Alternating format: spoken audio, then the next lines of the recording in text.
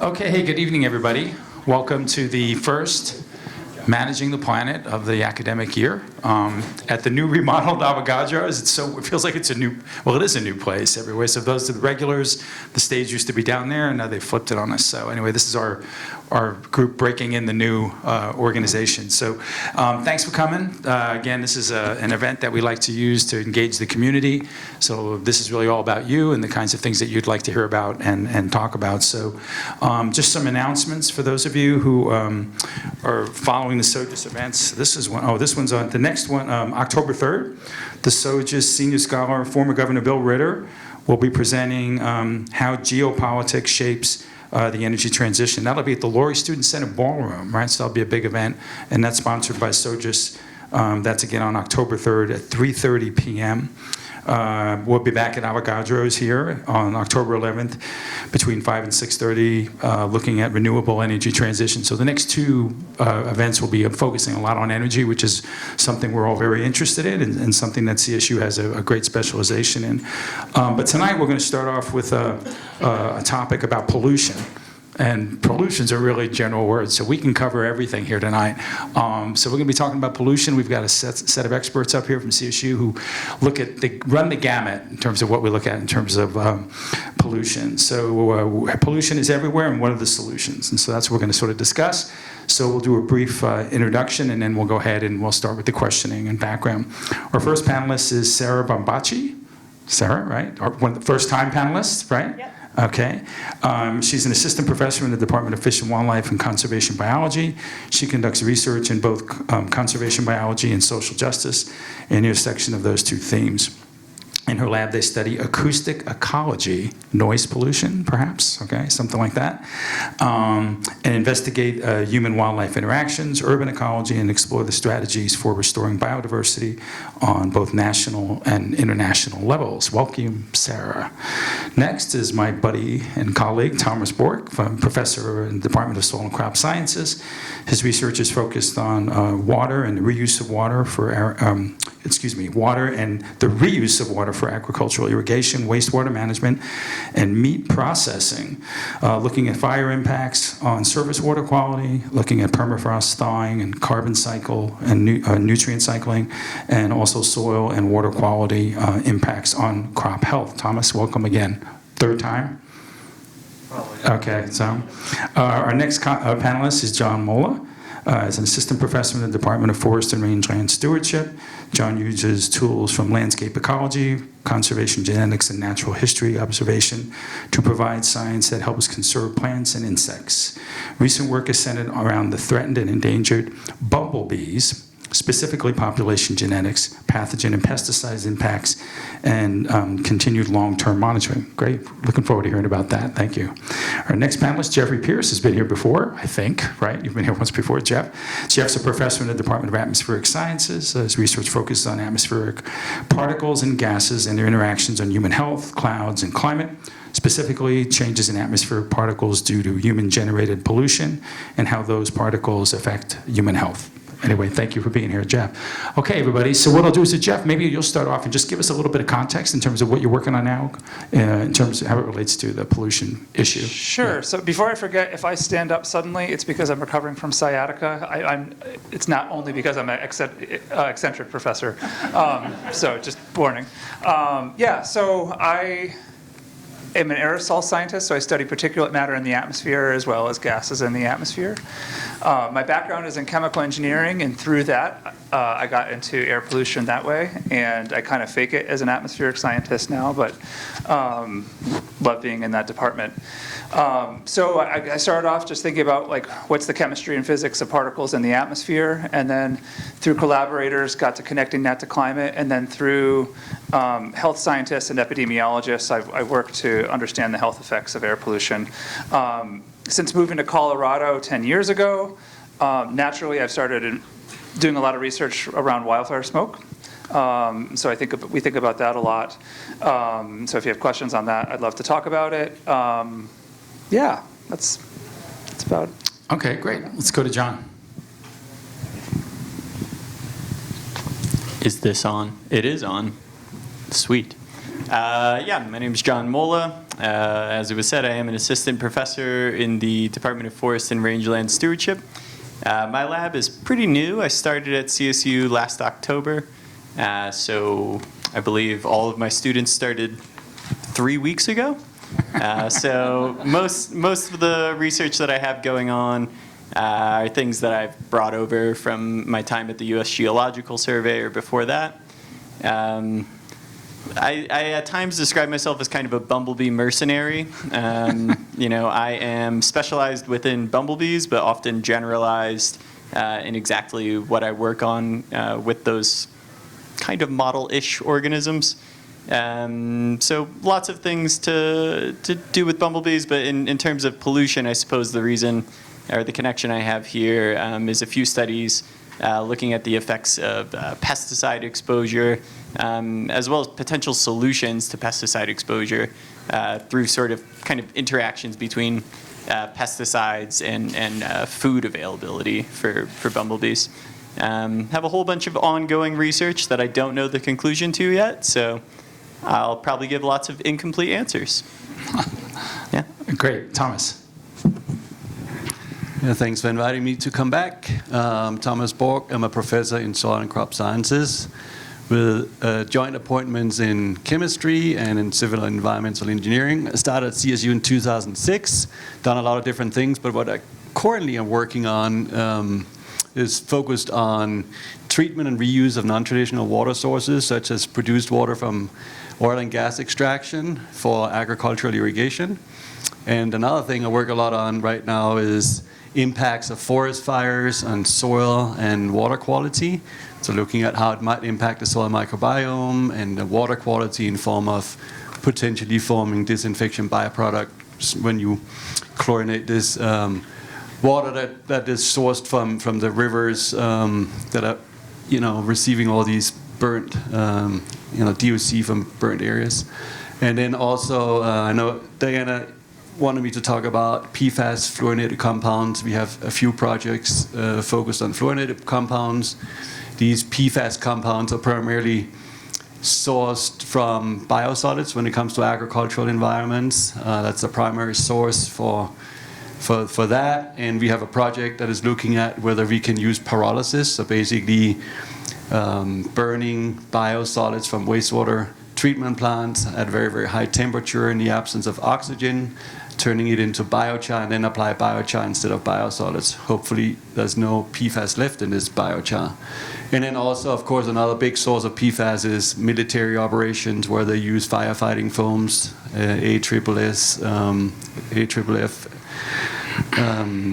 And so if you're close to Colorado Springs or something like that, many of the sources for the pollution that you see in the groundwater is due to military activities.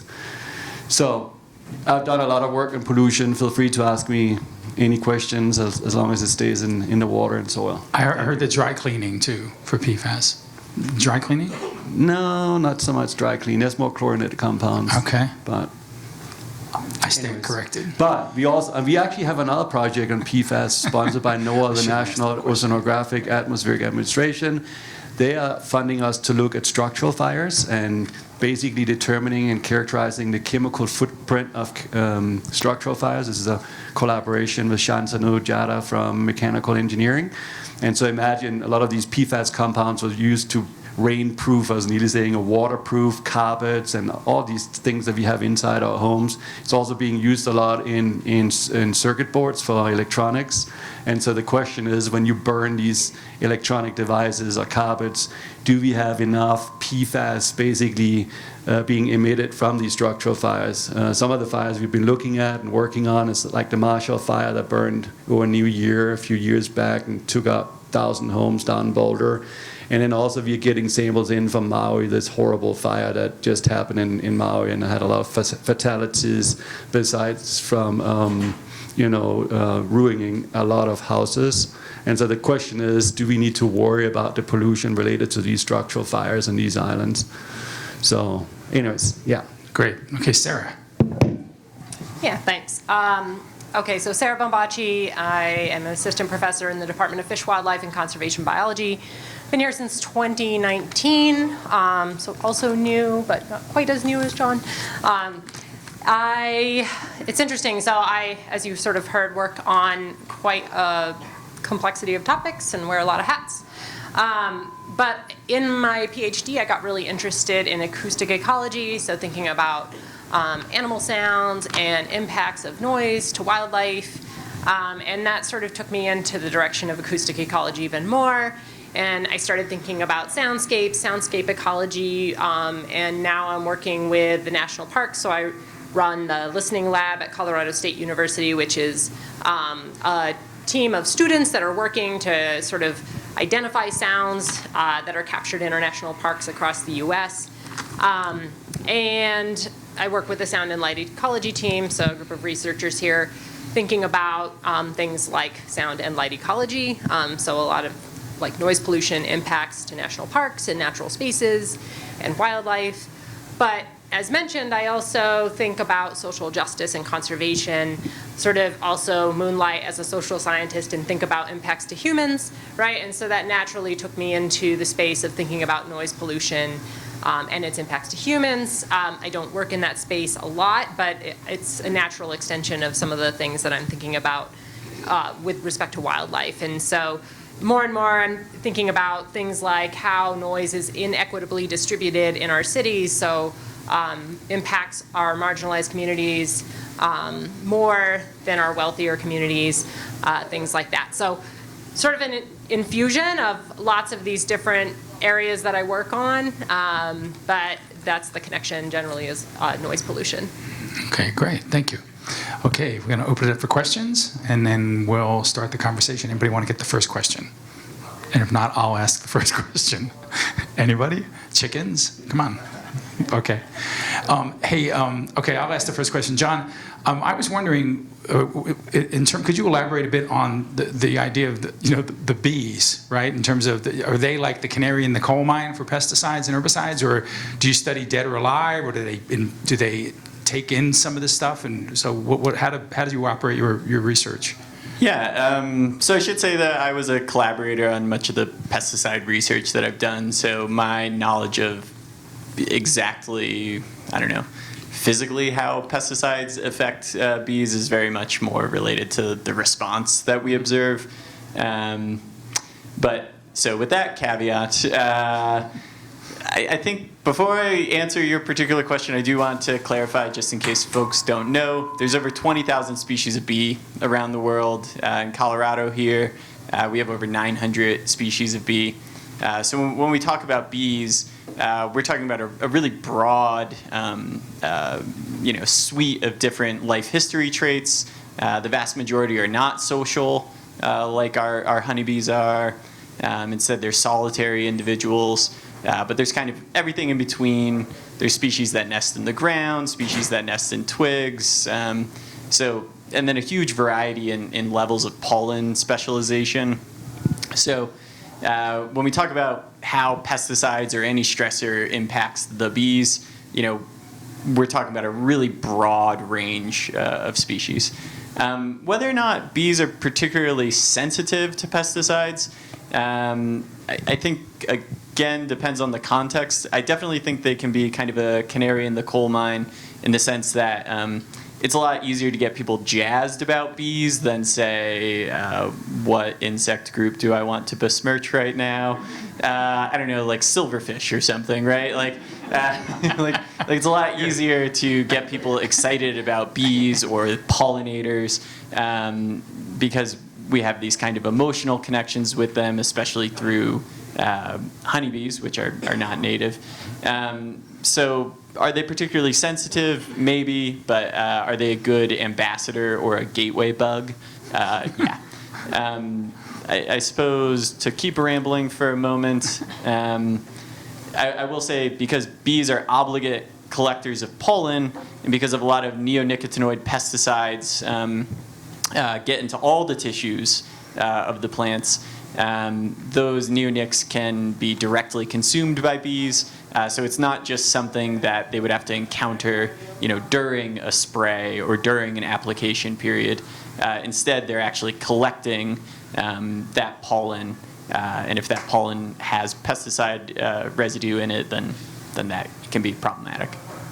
Okay, Question here? Jill? So let me follow up on that for a second. Say your name. Oh, I'm Jill Yes. Barron. I'm with U.S. Geological Survey.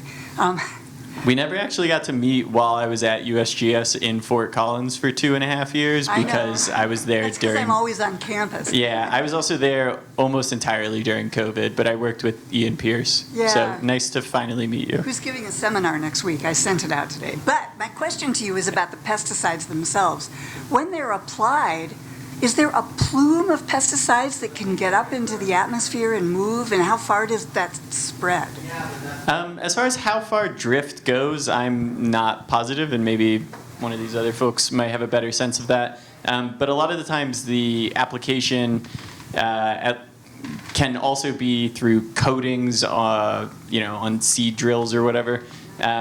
So I would imagine it moves on the scale of hundreds of meters, but maybe much farther. And I'm going to defer to the atmospheric scientists. Thomas, yeah. From pesticides actually down in Florida because of the citrus greening disease. And so we worked on very, very large 10,000 acre plots down there, and we're spraying citrus trees both from the air and from the ground. So it depends on how you apply it. But you can imagine when you fly an airplane over these big fields that it can actually spread miles away. Yeah, at least. I mean, if it's in particle, or once it's in the, suspended as particles and gases, it's going to be days as a lifetime probably. So yeah, but there's a Hundreds of thousands of dispersion, of kilometers. course, and so close to these sites, you will definitely see very significant concentration miles away, which is also a big concern when you have an organic farm next door, right? With all the drift. And I actually was on a committee with a student who was studying bumblebees and exposure to new nicotinoids, and they're highly sensitive, and it obviously impacts their reproduction, right? And that's something we're super, super worried about. The decline in bumblebees and bees in general. I don't know, is it bumblebees only? No, there's 20,000 different types of bees, so maybe I'm mixing things up, but bees are definitely declining in general, and it's something we are very, very concerned about, also from a food production perspective. John? No, nothing wrong there. I think the one thing that I would add is, these pesticides are literally designed to harm insects, so it's maybe not surprising that they have effects. A lot of the effects that we're most concerned about are sublethal effects, though. So effects on learning, memory, navigation abilities, and oftentimes when we study these pesticides in laboratories for approval, we study them with model organisms, which will predominantly be honeybees, and they're often looking for that point of lethality. But the second part is that, as far as I'm aware, those trials typically aren't using combinations of pesticides, and there's almost always these combinations of these compounds in the environment, and how exactly those interactive effects of those stressors impact different bees. Where, we just have to kind of do really messy field studies to figure that out. Right. Jeff, you said something about, are they particulate? I don't understand. So if you spray something into the air, is it just droplets that are floating around, or solid they're pretty particles? non-volatile, right, Thomas? Yeah, it should be. Yeah. Yeah, so if you spray big enough drops, they're just going to settle down. But if you break off smaller ones, they don't. They tend to float more than fall. Oh, I got you. Okay. And so I actually don't know much about when they spray. They must be wanting to get the bigger droplets and not. Right. But I haven't specifically studied the spraying of it. I do know, though, I've been on a proposal where it was looking at health effects of combinations of different pollutants, and part of it was looking at spray days for pesticides and insecticides in general. Wow. And it was spraying in the agricultural parts of eastern Colorado, and on days where it hits Denver and the Front Range. Wow. And if there's days with high ozone on those days, is there a synergistic effect of traditional air pollutants with pesticides? So Wow. that didn't get funded. No, So should have been. I don't know the answer to Good. that. I'm freaked out now. Anyway, any questions? Here we go. I got a question back I here. just had a fun fact, Gene. Okay, go ahead, Thomas. Something I wanted to share with you. So most of you have probably not heard about this citrus greening disease I mentioned before, but it's basically a disease that is spread by a psyllid, and that psyllid feeds on the underside of the leaves of these citrus trees. And it basically injects a pathogen that occupies the phloem, and it produces a biofilm. And 98%, Pankaj down in the corner there knows more about it than I do, but about 98% of all citrus trees in Florida are infected. And so it's impacted the economy tremendously in Florida. Now, the not so fun fact is that they are so desperate after 10 years of trying to fight this disease that they're now using human antibiotics. That is the pollutant. And, tetracycline, penicillin, they're trying to inject and got permission from EPA to inject into trees. And so, of course, the big concern there is potential uptake into the fruit of these oranges if you spray it with antibiotics, and then the potential for antimicrobial resistance. I just wanted to say that that's how desperate they are, that they're using human antibiotics.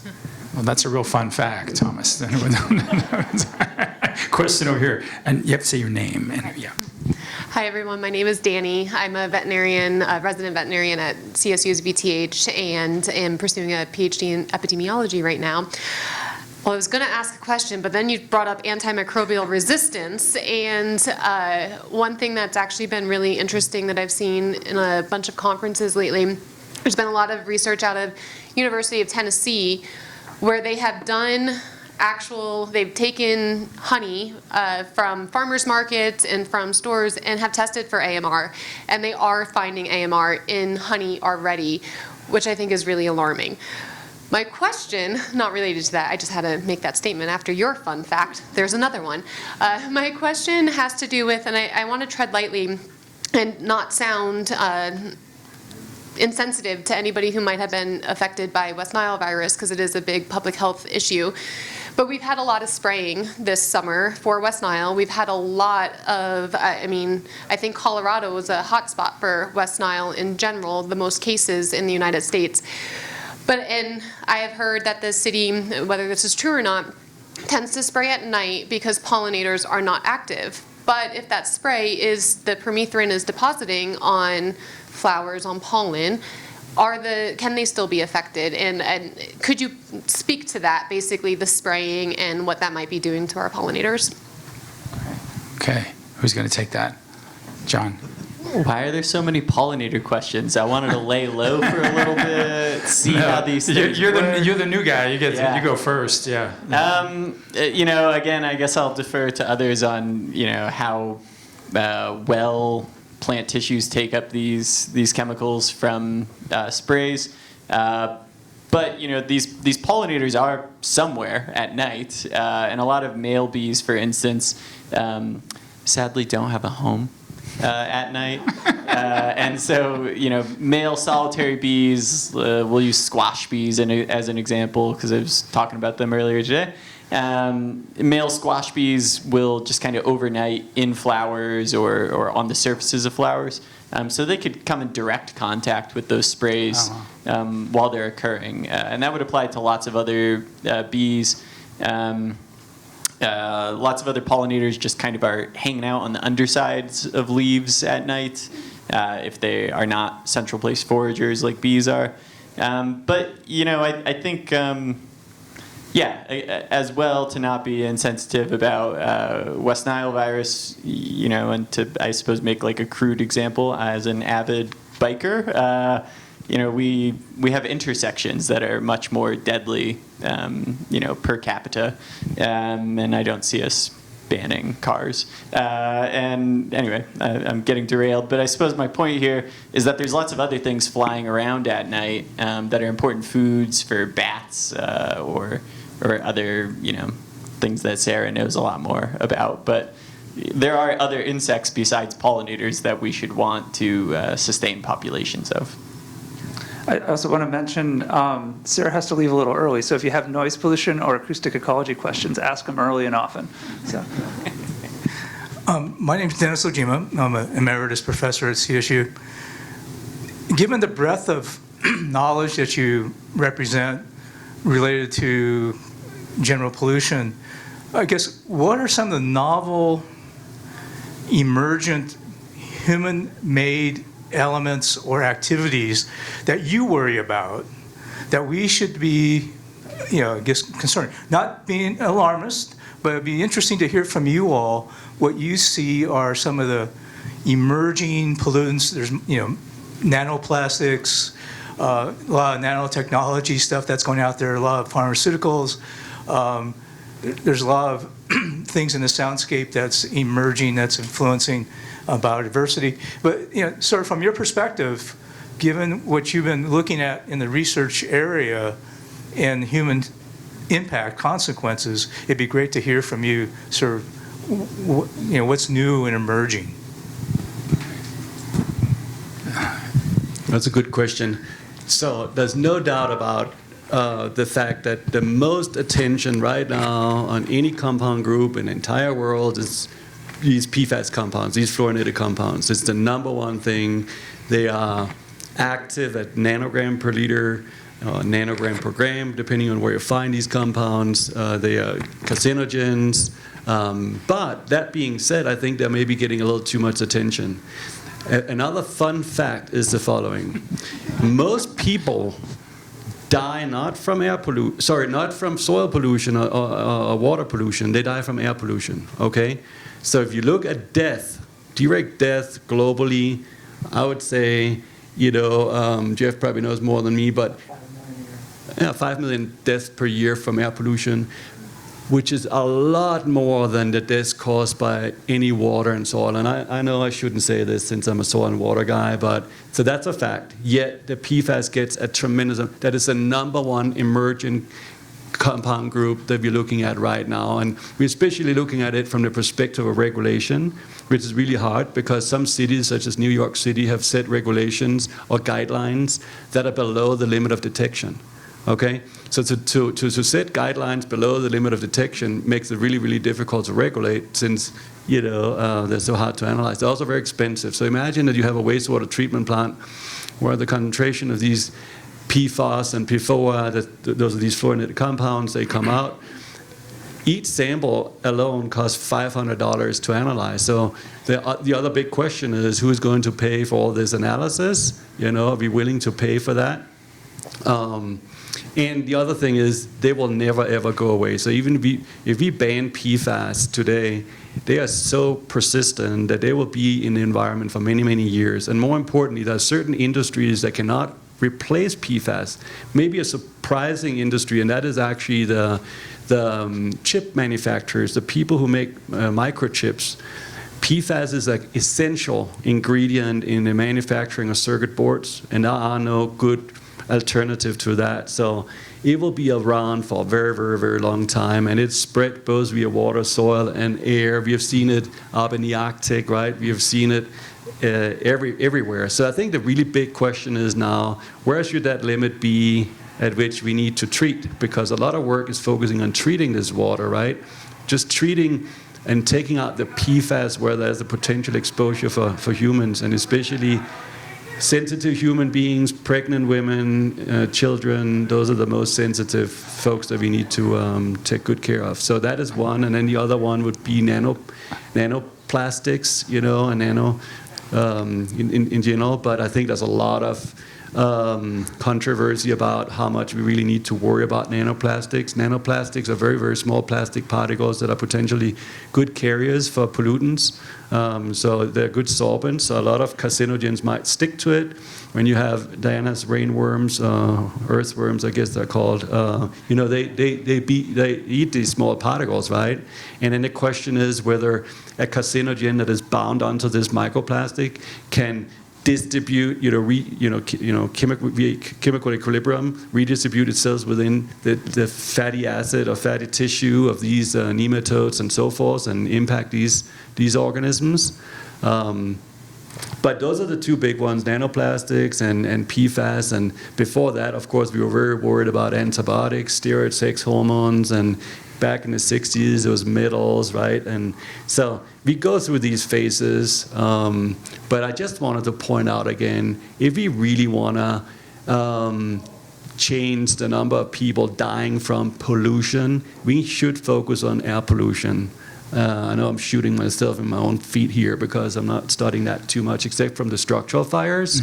Yeah. And the major source of air pollution is, I think Jeff can correct me if I'm wrong, is burning of fossil fuels, right? I mean, that's the number one. So if we can stop fossil fuel burning, we will reduce the amount of particles and carcinogens significantly, and we will also make the place, the Earth a better place to be due to, these greenhouse gases causes global warming and so forth. So okay, so we're not going to talk about carcinogens anymore. We're going to talk about sound, right?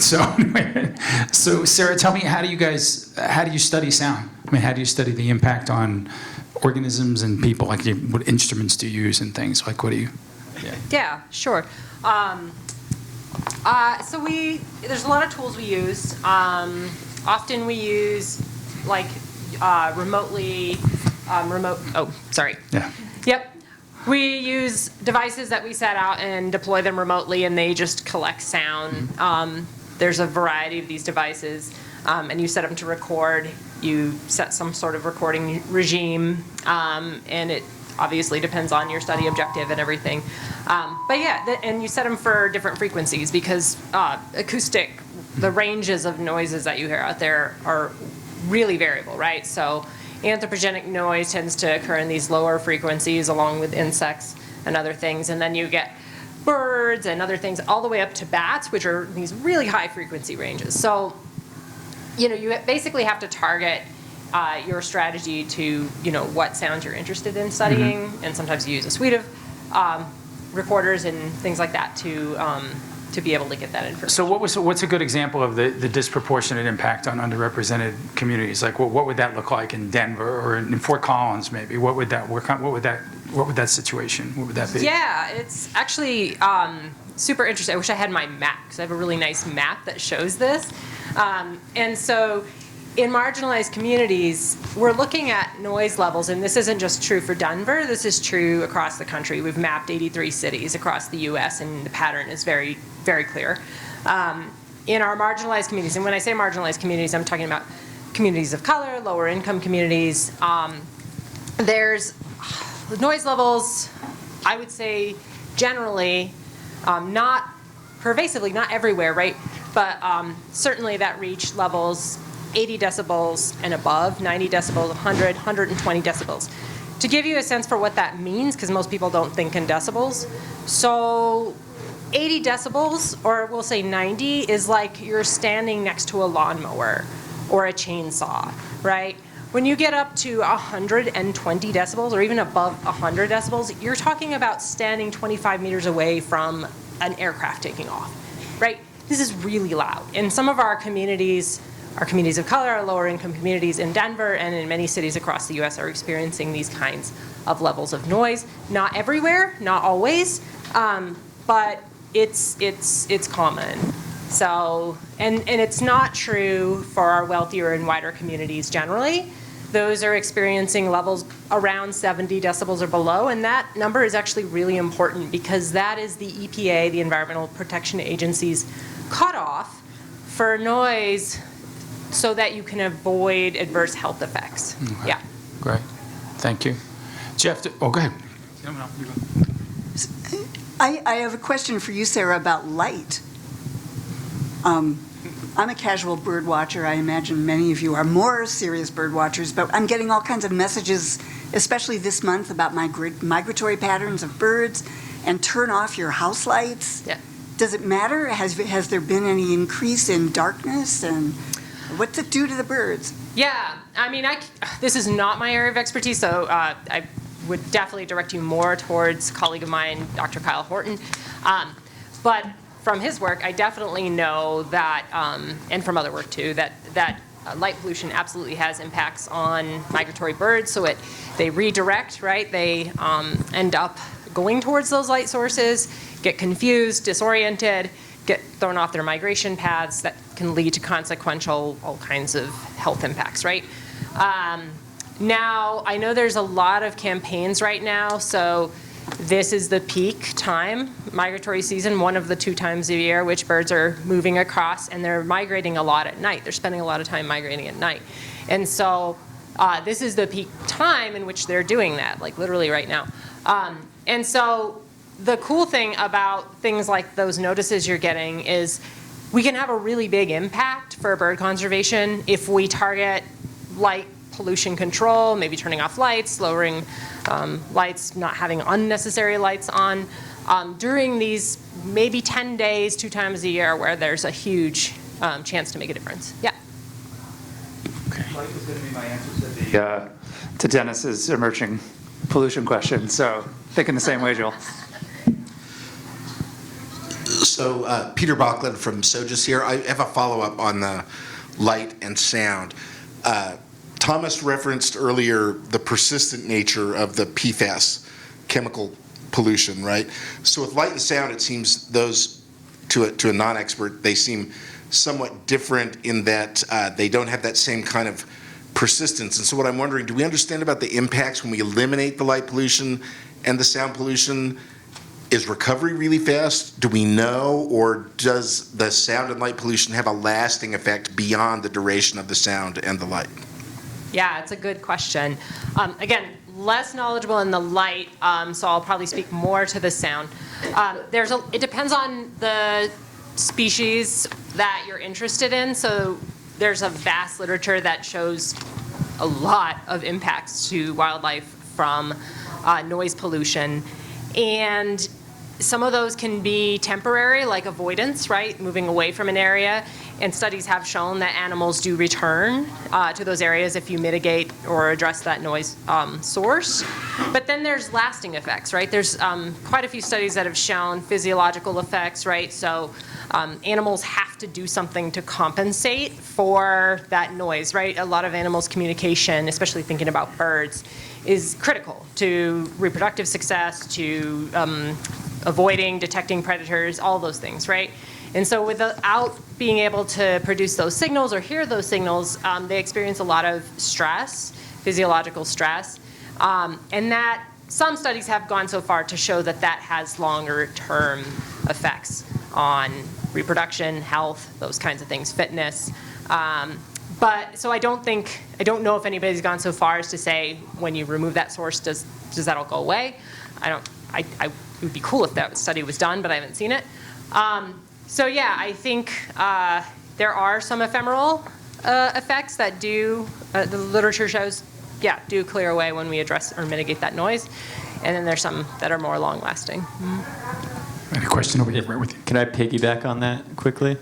It's not every day you get to reference your wife's dissertation. So my wife, Dr. Amy Collins, did and I'm going to probably butcher this, but I just wanted to add to that, just because I think it's a fun, interesting story. She had studied the effects of noise and light pollution on wildlife crossing structures. And so one thing she had found was that, basically these wildlife crossing structures that we might invest, millions of dollars in order to mitigate issues with habitat connectivity for large animals that I don't understand. She had found that basically when there was these really punctuated sources of noise, that had kind of a very negative effect on the efficacy of these wildlife crossing structures compared to more sort of sustained background levels of noise. So I think the scale of, when we turn that noise on or off can really matter to, your question. But I just think it's kind of interesting to think about that interaction between, this is this solution that we have to this other problem, and then we run into this issue with, this sound and light pollution. And I did want to ask you at some point if, those sound barriers that national parks might use, if those are actually effective as a solution or not. Should I answer that now? Yeah. Yep.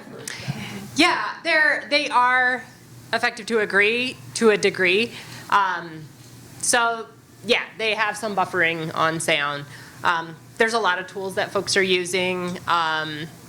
You know, those are among the suite of tools. I think some cooler, maybe more effective tools are, there's road materials that they're developing that are, they produce lower noise when the tire comes in contact with the road.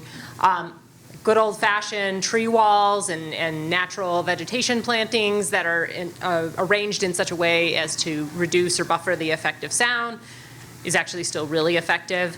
Sometimes it's been shown more effective than those barriers. Depends. It totally depends on the context and everything. And yeah, so there's lots of technologies that I think those are really good for addressing like construction noise and some of those, yeah, freeway noise, some of those things that are sort of these eruptive kind of sounds as opposed to other types of noise. Yeah. Hi, my name is Jacob Vanderst. I'm a third-year PhD student in the chemistry department. I have a couple of questions for Sara. Really awesome research. I'm kind of curious, beyond being a source of like an irritant, potentially causing hearing damage, what are some other adverse impacts of more urban noise pollution? And then also, for how you deal with that problem, do you see the field moving towards more just mitigating the noise that's already existing, or just trying to figure out ways of how we can just produce less noise in the first place? Yeah, good questions. So your first question, oof, I already forgot that one. Additional impacts. Thank you. Yes, additional impacts on health. Yes. So yeah, there's a lot of actually studies have shown increased hypertension, increased stress, increased insomnia, heart disease, and of course hearing loss. All of these things have been tied to excess noise pollution. So yes, lots of health impacts. And these are all to humans, I should say, not wildlife. Again, wildlife we already sort of talked about a bit. Second question about what are, help me out again. Mitigation strategies. Are we going to like solve the noise that's there, or we can just be more quiet? Right. Yep. Yes, and. So we are trying to work on lots of mitigation solutions, some of the stuff I just talked about, right? So whether that's some of these technologies we're developing, these walls, quieter roads, of course our new hybrid cars are also quieter, right? Also policies, right? Cities have the ability to create noise ordinances, or create quiet zones. So there's lots of other ways we can do that. So are we going to get quieter, or what was the other part? It's like mitigating the noise. Just accept the fact that we're all noisy as hell and we just got to deal with it. Yeah. Yeah. Yeah. Yeah, I mean, I think there's also things we can do with our buildings, right? So there we can, there's lots of technologies that, this is not my world, the material science world, but just from knowing this literature, I'm aware of a lot of technologies that are like developing these really crazy cool noise canceling technologies within buildings, and then also like just the materials that we put into buildings to deal with noise, right? Yep. Good. Thanks for bearing with me while I forgot everything you asked. This is why they shouldn't give me beer, right? So we have a question over here. Cool. Thank you. My name's Michael Meyer. I'm also at the U.S. Geological Survey, visiting from Madison. And so my question, I guess, for the whole panel is, to what extent is there a focus on interactions of various pollutants with changing climate? And like Sara, I guess like an example that I was thinking of with your work is like there's evidence showing that nighttime temperatures are warming faster than daytime temperatures, and nighttime temperatures are really important for sleeping. And like, how could you see an interaction between decreased sleep from increasing nighttime temperatures with maybe sound pollution? Yeah, for the panel, or just Sara? Yeah, I could start and then let other folks jump in. Really interesting question. The interesting part about nighttime is, so sound is very diurnal. So we have peak sound during the day, right? People are driving around during the day. Airports tend to shut down shop during the night, right? Because there's noise ordinances controlling for that. But you know, some things are still going. Trains, right? We all know the lovely sound of the train running through Fort Collins at night. So, yeah, it's an interesting question about how those interact. And I don't know if anybody's thought about that, so I don't have like an informed answer other than to say that noise at night isn't well studied or thought about because there's just less noise at night, right? All of the things that people are thinking about with respect to noise pollution, it's traffic noise, it's, you know, airport noise, and a lot of that stuff is happening during the day, so there's just a lot less research on the impacts at night, yeah. I will give a research example, but I will also first say, you know, if it's noisy and it's hot, I'm less happy than either one of those individually. But the example I wanted to provide for an interaction among these stressors, James Kroll, who's actually at UW-Madison, so fun person to talk to, sort of had this camera mount system above a bunch of different bumblebee colonies, and then you're able to kind of heat map them and track a bunch of individuals and really cool stuff. But what they had done was subject some colonies to neonicotinoid exposure, I forget exactly which one, and others, you know, not, to these very sublethal doses. And what they find is that this is a common domesticated species, but it basically thermoregulatory behavior of the colony is impacted specifically by that exposure. So you can imagine as it gets warmer, if those bees are less able to participate in fanning behaviors or other behaviors that allow the colony to thermoregulate, you know, then that's a potentially disaster scenario in that interaction. Jeff? Yeah, so there's lots of connections between climate change and air pollution in cases where things get worse. The one we hear about most is wildfire smoke, or wildfires causing smoke. So if you have earlier snow melts, you have hotter, drier summers, you have regions going more arid, you're going to have the potential for more wildfires, at least until the ecosystems adjust and become more adjusted to the warmer, drier climate. Dust in regions that become more arid is a big problem. Ozone for the same, if you have the same chemical soup and you make it 2 degrees warmer, you'll make ozone higher, and so that's just chemistry.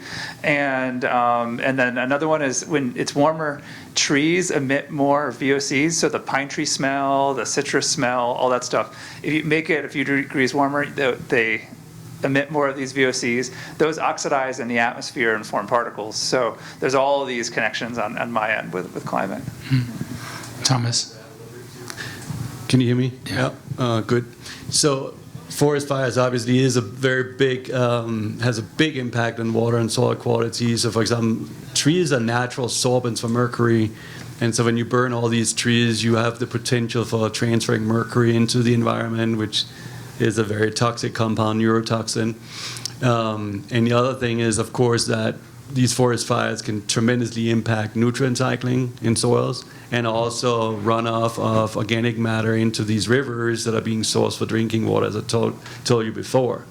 Another thing is we are seeing these big floods right now in Libya and Greece and other places around the world. And me and my colleagues got off a phone call with the Greek government this morning where, you know, there was a big flood, and the question was, what are the potential impact of these floods from the perspective of transferring pollution?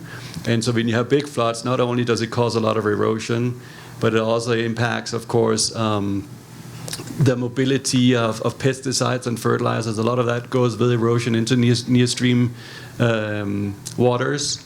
And then, of course, you have the potential for spreading invasive species, plant species, in a way that is, you know, would not happen without these floods. So floods is definitely an impact from climate change, and it can influence so many things that we are just starting to look into.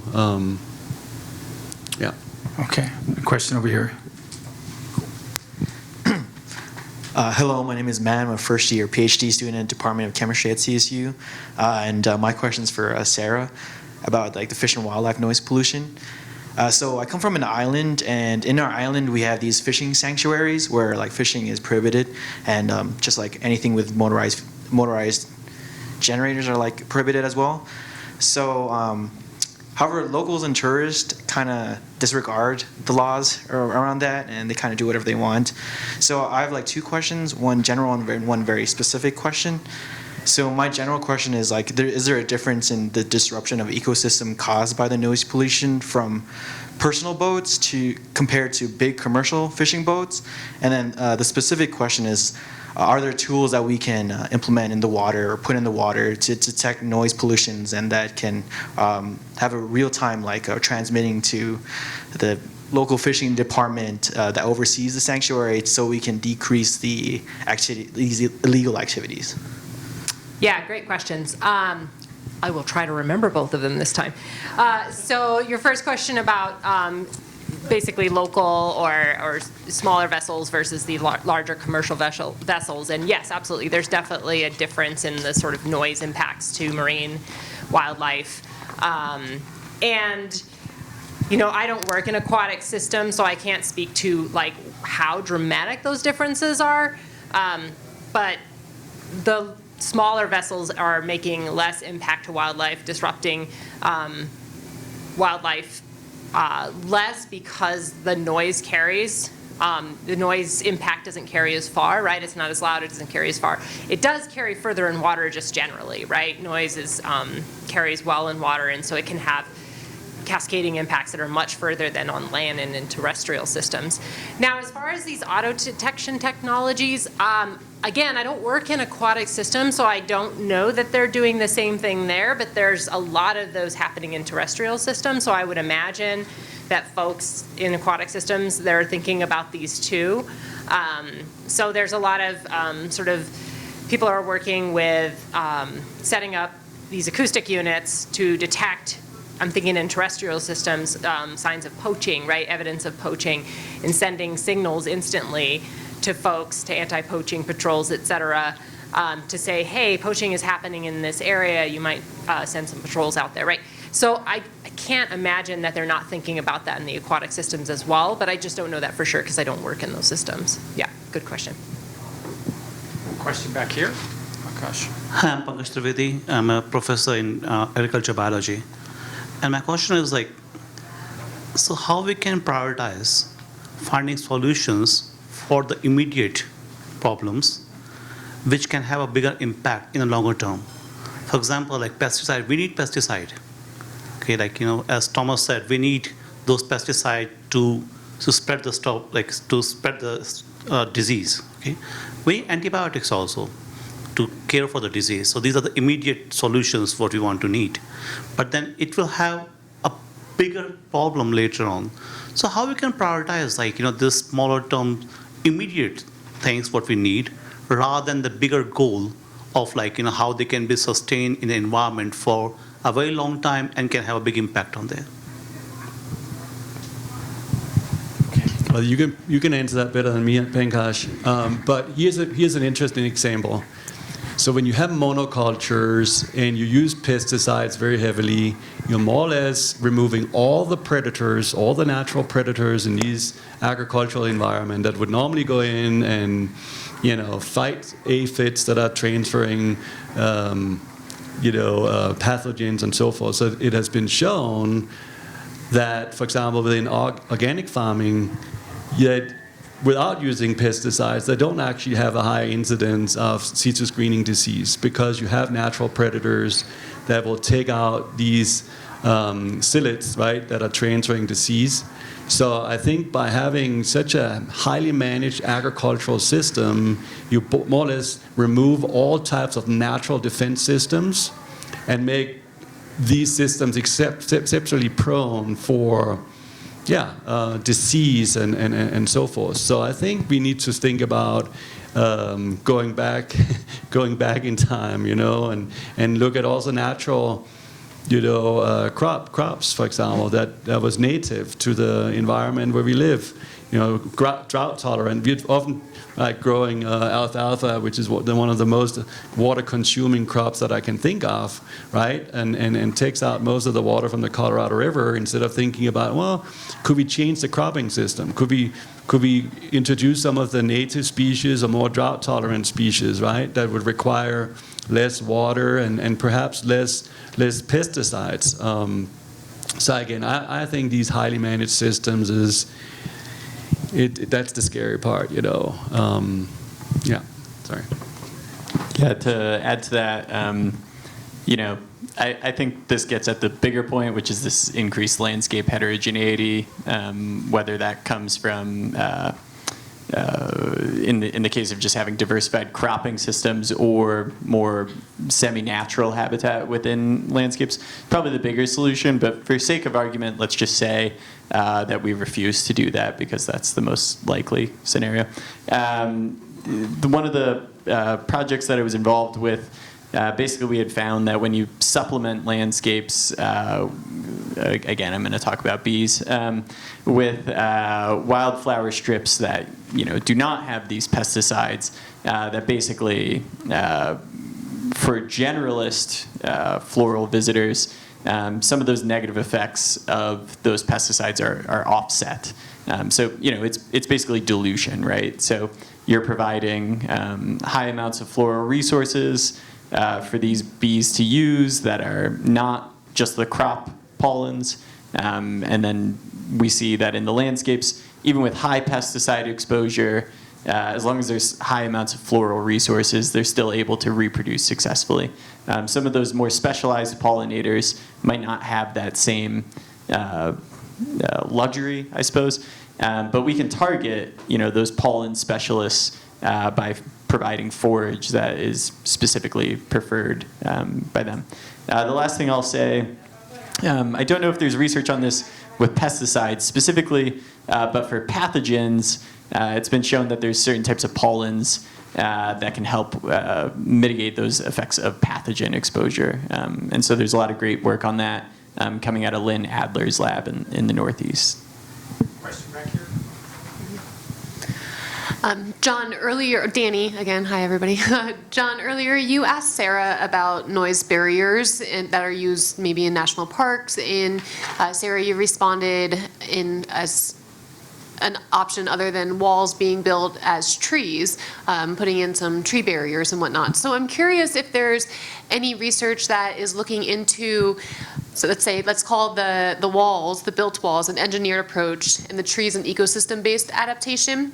If there's any research that's comparing the engineered versus ecosystem-based adaptation, and then what might come from that, such as co-benefits. So you put in trees versus a wall, and you're providing habitat and whatnot, and if that's an active area of research for adaptation. Yeah, really cool question. I don't know anybody who's actually doing a comparison of like how does walls versus trees benefit biodiversity. Most of the folks that are thinking about these comparisons are thinking about like structural stuff, like the composition. How do we like put tree walls up such that they're most impactful for mitigating noise? And so that's like height and like what the like canopy is of the tree. But I'm gonna just pull my biologist hat on here and just say that I can't imagine why a tree or a tree wall or anything that provides habitat for species would be less beneficial than a concrete wall, right? Or that, I can't imagine how there wouldn't be a benefit that would be observed if somebody were to do that study. And again, maybe I'm just not aware of somebody that already has done that study, but I believe that it would definitely be more beneficial to have sort of these natural noise mitigation strategies for things like wildlife or insects, but John can tell me if I'm wrong. And I would just add to that, kind of piggybacking on this idea of simple solutions, we could also just slow down. Question up front here. Hi, I'm Jorge. I work here at CSU as research associate. Well, thank you for sharing all the amazing research that you all do.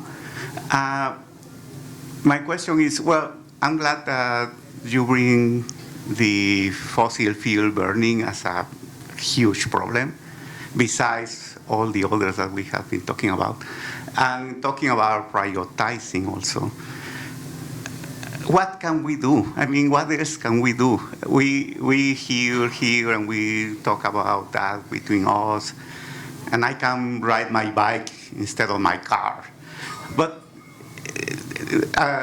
somebody flies their private jet and it pollutes more than I don't know how many million cars or thousands of cars.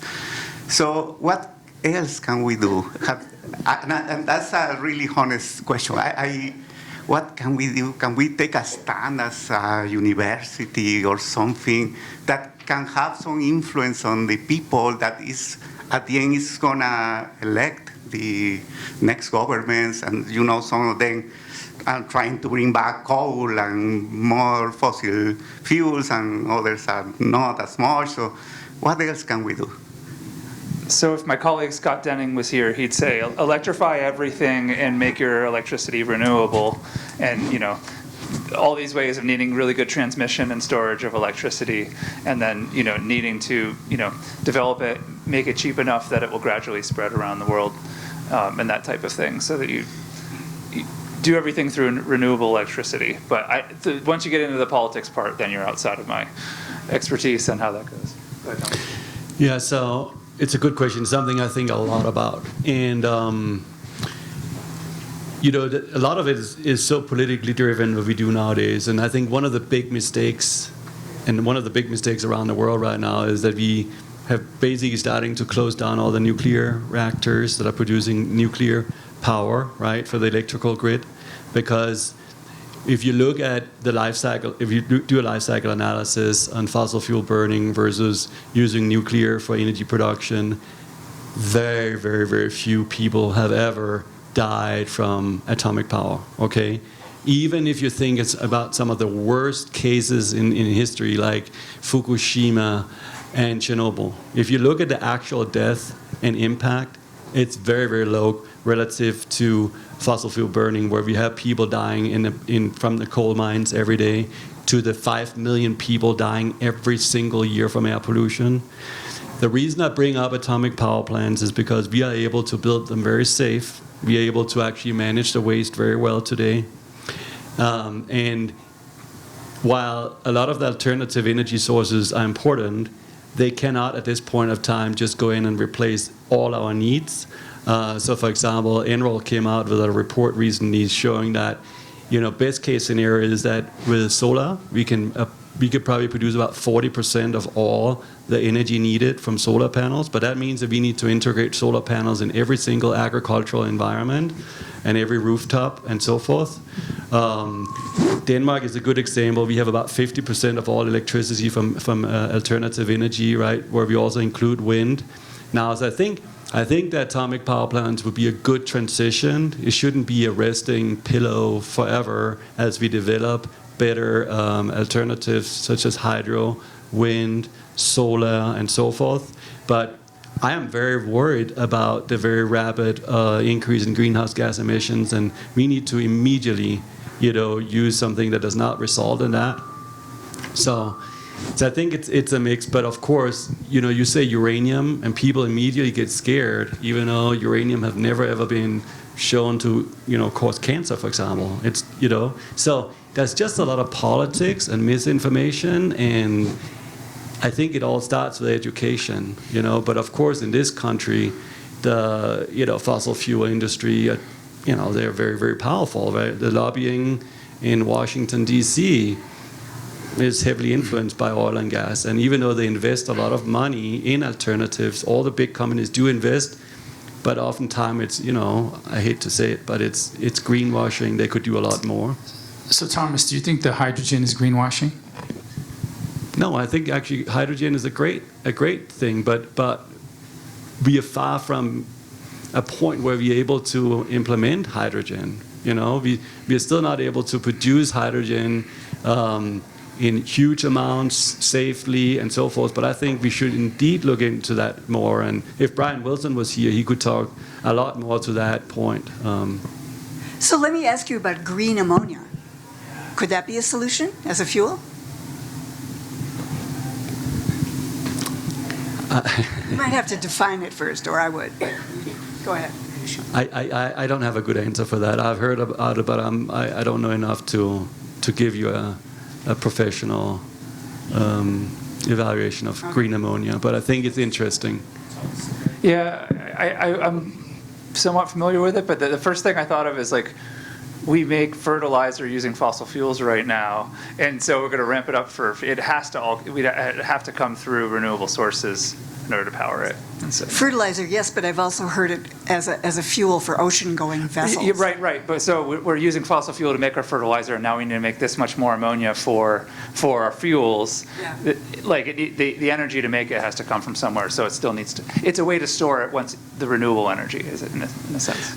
Yeah, I just want to add. So I think often the focus is wrong here. We're always thinking about how we can produce more energy. I would like to talk about how we could actually consume less. There's a lot of opportunities to consume a lot less energy. If you look at the houses, just as an example, all residential houses in the United States of America, 50% of all the energy we put in goes straight through the roof line, okay? So we can insulate the houses, and that would mean we would need a lot less energy. We can, with fertilizer, I think Jeff is bringing up a really important point. What is it that requires a lot of energy? It's concrete production, right? Concrete is a big one. There's a lot of ways to produce concrete with a much lower carbon footprint by, for example, we in my group studying how we can implement biochar in concrete, for example, right, to lower the carbon footprint. There's a lot of research going on how we can capture nutrients, right, from wastewater treatment plants. Instead of all these wastewater treatment plants, you're having nutrients in the effluent causing, eutrophication and degradation of coral reefs and so forth. Why don't we capture it and recycle all of these nutrients? So I think we need to think about how we can use less energy, how we can capture all these very important resources that are that also consumes a lot of fossil fuels to manufacture. Instead of just thinking about how can we do more with the electrical vehicles. There's a lot of debate and so forth right now when people do life cycle analysis relative to internal combustion engines and so forth. But it is a fact that the carbon footprint of an electrical vehicle right now, based on all the estimates and news reports I've seen, is 62% less than an internal combustion engine. So those are facts. Yes, there are issues with respect to recycling batteries and capturing some of these rare earth elements that are being used in battery, but we can do that. I mean, those things are pretty straightforward. But again, it's politics, right? I mean, people are, I'm against electrical vehicles and blah, blah, blah. It's all just not based on sound science. So I guess I want to bring us back to looking at this heterogeneous landscape of pollutants and how effective the human race has been to poison the biosphere, their system. And that what struck me is the variety of mechanisms that we have. We have volatiles, novel volatile chemicals that are polluting both the air and the water and soil systems. But we have these persistent new compounds then that serve as catalysts for these more, really effective contaminants that then are transport mechanisms for these things. And I'm trying to think of, can CSU be a catalyst for looking across the scope of these pollutants that are affecting our land, water, and air systems in a systems way? Because I think intellectually we have actually quite a bit of expertise here on campus that can actually start identifying some of the novel chemistry. I mean, I've worked with chemists out of China who are looking at these pathways of both anthropogenic and natural sources of VOCs, pollutants, and the heterogeneous chemistry that's emerging.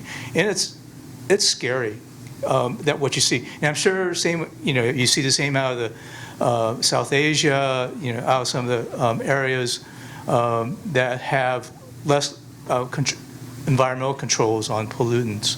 And you talk about fire, you talk about dust. So there's a lot of things emerging through human activities that are really affecting the way the biosphere not only humans, but the biodiversity are being impacted differentially. So it seems to me that collectively, if we could look at, one, what's emerging, how do we actually look at this as a systemic, or a system problem, and then find the industrial partners to say, can we work towards solutions? And then, Thomas, you brought nature-based solutions, and same with Sara. Are there nature-based alternatives that we can look at in looking at landscapes, the way that we use land, water, and the biosphere to produce the ecosystem services we need without contaminating the system more and more through our consumptive needs? So it's a very complex problem, no easy solution, but yet I think intellectually it's an activity that we within our community of Fort Collins would be well suited to address. And can we find a mechanism and environment to foster that type of intellectual synthetic activity? So I want to just jump in and say I think that's a fantastic idea, especially because when folks like me are thinking about noise pollution, it's not disconnected from air pollution. It's not, the same sources are connected and interrelated. I also want to say I apologize. I have to leave now. So I wanted to thank everyone for their questions. I'm going to go to a social for our department and make a bunch of noise pollution. So yeah, I'm going to let my colleagues take this question, though. Thank you all.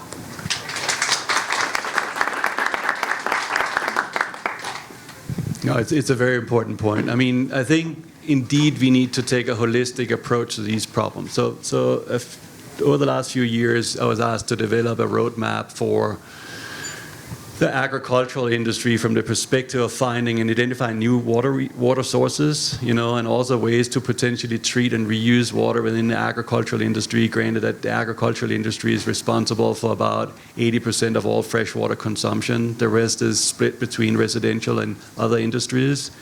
And what we found was that most of the technology for treatment and reuse of all water and capturing nutrients and so forth, it's already there. It's not a technology problem we have. It's a problem related to implementation. And why do the agricultural industry not implement all this technology if it's out there and it can help lower the water footprint, the carbon footprint, the use of pesticides and so forth, right? Precision agriculture can be used to lower the amount of water used, pesticides used, fertilizer by only putting it where it's absolutely needed. It often comes down to education, right? The education of the stakeholders, like the farmers, if you're not doing a very good job at educating or communicating the value here. That's one thing. I still work a lot with the meat industry. For many years I told them, hey guys, man, to produce a pound of beef, you need 1,800 gallons of water.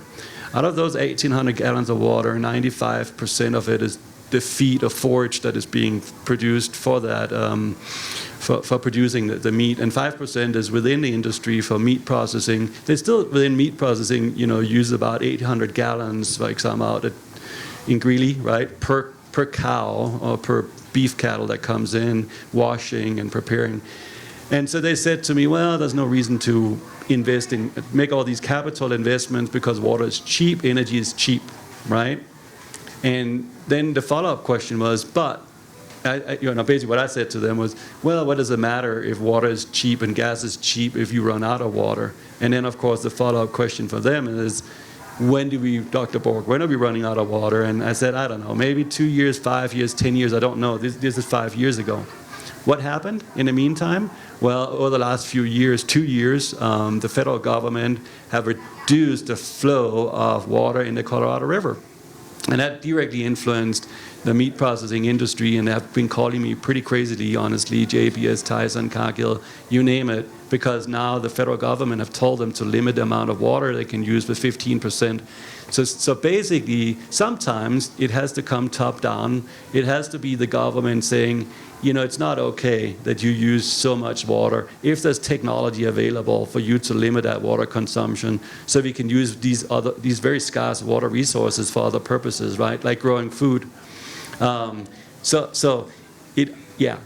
we in Europe, for example, where I'm from, Denmark, a gallon of gasoline is nearly 3 times the amount of money here. Okay, and why is that? That's because there's a lot of taxes on gasoline. Of course, when you say put tax on gasoline, Americans go crazy, right? I mean, but it's actually done in a very smart way. Also, from the perspective of cars, if you buy a car that has really good gas mileage, you pay less tax. The reason we don't have Ford 150s is because they're very, very expensive, because they will be taxed a lot because they don't have very good gas mileage.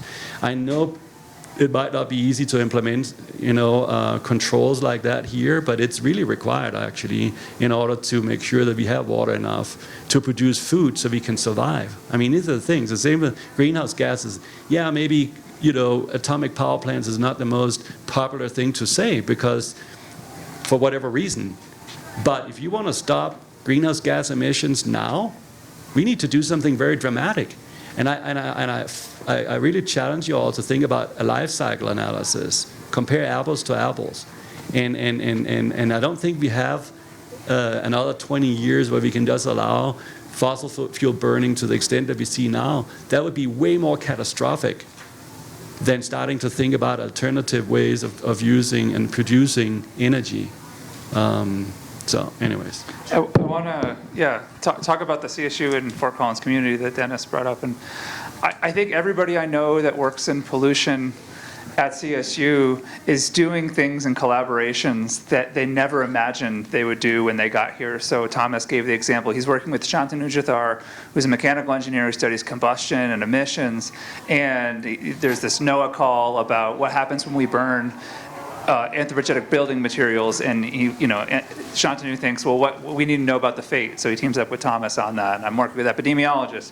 John and I were talking about air pollution and insects and bees and that sort of stuff. And so shout out to SOJUS for actually having their teams and these things to start building these bridges so that you form these things, and it's great. So I think we're really good at forming these small teams to work on things we never thought we'd work on. But to your point, Dennis, how do we actually get bigger and bring an industry? And I haven't figured that out yet. And maybe I'm just not quite having the mental capacity to do that, but I think that's should be something we're thinking about more, and I probably don't enough. Question? You want to go ahead, John? Good. I'm new, I'm still learning stuff. And I think your question is, it's incredibly complex. And I think initially I wanted to just be like, fuck capitalism, and I still feel that way. We need trust busting, and we need more regulation. But I back to what we can actually do at CSU.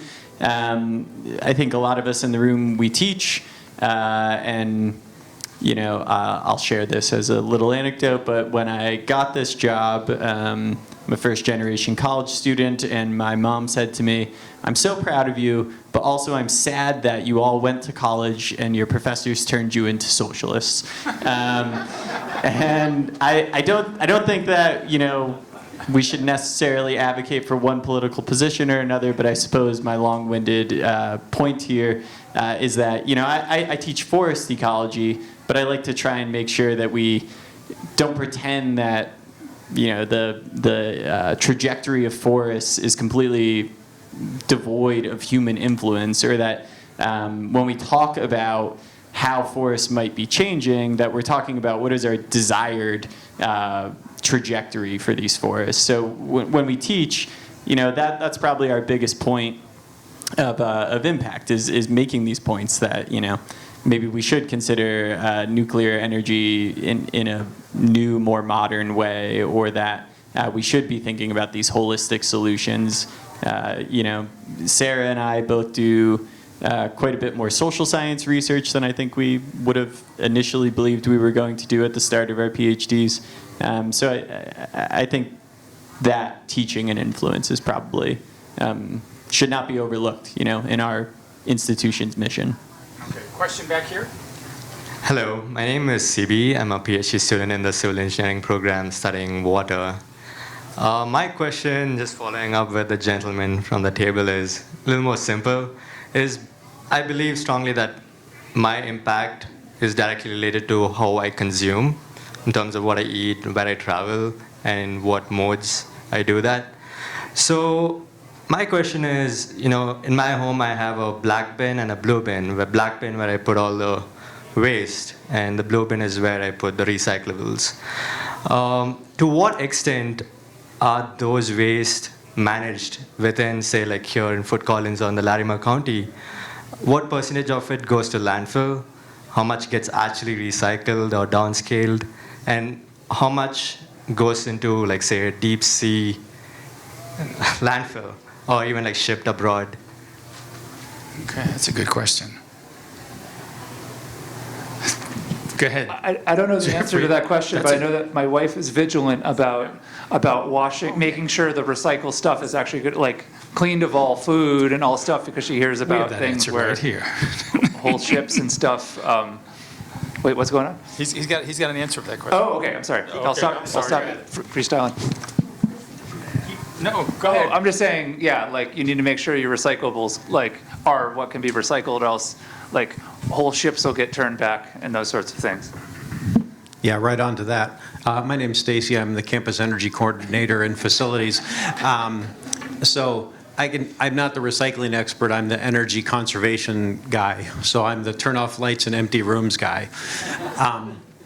But I can say that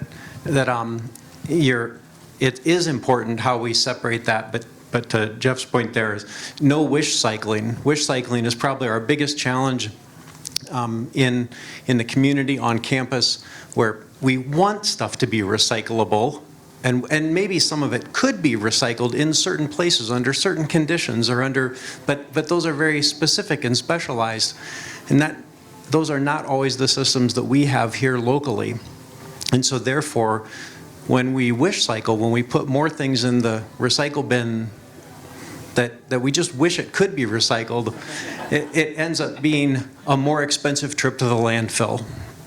And it can be actually a pollutant in our recycling stream. So the percentages are not as good as I would like to say that they are, because we contaminate too often and too much. But happy to talk more about it another time. And what, should we turn our fume hoods off at night in the labs? Please. All right. Thomas, did you hear that? So the plastics, right? We talked about microplastics, and most of the plastic is not recycled. Okay, that's just a fact. It's not. And actually, I was one of the guys who organized one of the first international conferences on microplastics in Australia back in 2016, I think. And actually, the aquarium in Australia had an exhibition related to plastics. And one of the things that stuck with me and has later been verified is that by 2050, there will be more plastic in the oceans by weight than we have fish. Okay, so obviously we're not doing enough. And I mean, so the fate of this plastic, and a lot of that plastic is actually from washing clothes. All the fibers that comes out, goes into Well, I said the dry cleaning. That's what I read. It was the same thing. It was clothing. Clothing, yeah. So I wasn't wrong. Yeah. Okay. But not PFAS. I think. Okay. But so all these fibers, they go straight out of your washer machine, right? And where do they end up?